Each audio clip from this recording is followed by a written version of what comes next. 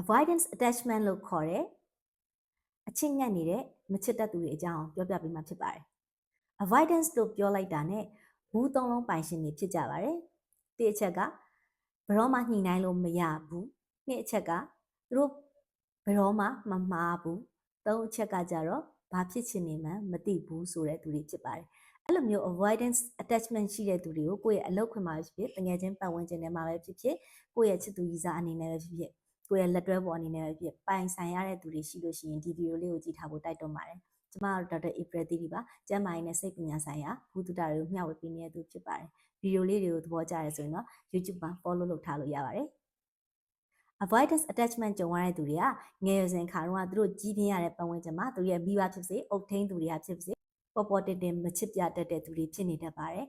ကလေးကိုစုပေးချီးမြှောက်ဖို့ထက်ကဲ့ရဲ့ဖို့အပြစ်တင်ဖို့အားတန်တတ်တဲ့သူတွေဖြစ်တတ်ကြပါတယ်သူတို့ကပုံမှန်လင်းလင်းအချက်မခံရဘူးတဲ့အတွက်သူတို့ကိုယ်တိုင်လည်းသူတို့ရဲ့ခံစားချက်တွေကိုပြဖို့အတွက်ခက်ခဲနေတတ်တယ်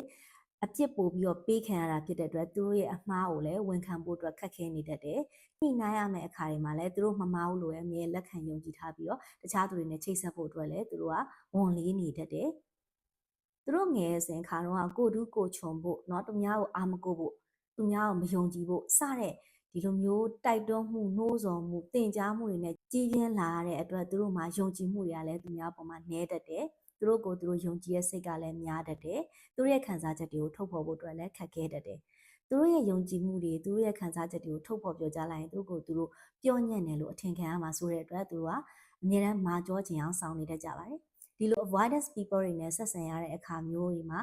သူတို့ကိုသူတို့ရဲ့အမှုအကျင့်တွေကိုပြုပြင်ပြောင်းလဲယူလို့တော့မရပါနဲ့သူတို့အပေါ်မှာနားလည်ပြီးလို့ရပါတယ်